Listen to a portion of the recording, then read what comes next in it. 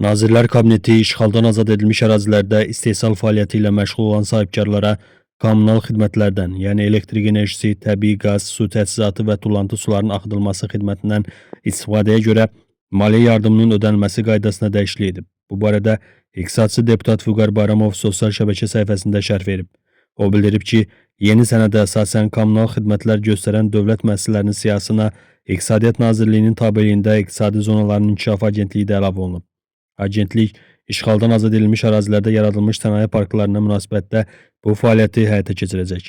Digər mühüm dəyişiklik isə agentlik tərəfindən maliyyə yardımının verilməsinə başlanmasıdır. Belə ki, qərarla agentlik işğaldan azad edilmiş ərazilərdə istehsal fəaliyyəti ilə məşğul olan sahibkarlara kommunal xidmətlərdən istifadəyə görə maliyyə yardımı göstərilməsi haqqında Azərbaycan Respublikası Prezidentinin fərmanına uyğun olaraq Qarabağ və Şərqi Zəngəzurda yaradılmış sənaye parklarında istehsal fəaliyyəti ilə məşğul olan sahibkarlara istehlak olunan kommunal xidmətlər üzrə maliyyə yardımı 2023-cü il yanvarın 1-dən hesablayaraq ödəyəcək.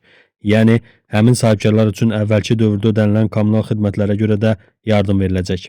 Azərbaycan Prezidentinin imzaladığı fərmana əsasən işğaldan azad edilmiş ərazilərdə istehsal fəaliyyəti ilə məşğul olan sahibkarlara kommunal xidmətlər üzrə ödədiyi vəsaitin 20% məbləğində maliyyə yardımı ödənilir.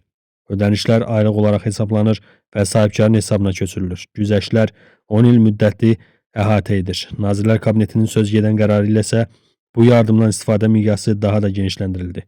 Bu güzəştlərə əsasən sahibkar ay ərzində 1000 manatlıq kommunal ödəniş edərsə, onun 200 manatı büdcə vəsait hesabına geri qaytarılır. Bu güzəştlərdə məqsəd işğaldan azad olunan ərazilərimizə daha çox sərmayənin cəlb edilməsi və Qarabağ və Şərqi Zəngəzurda çalışan sahibkarların daha yaxından dəstəklənməsidir deyə deputat qeyd edib.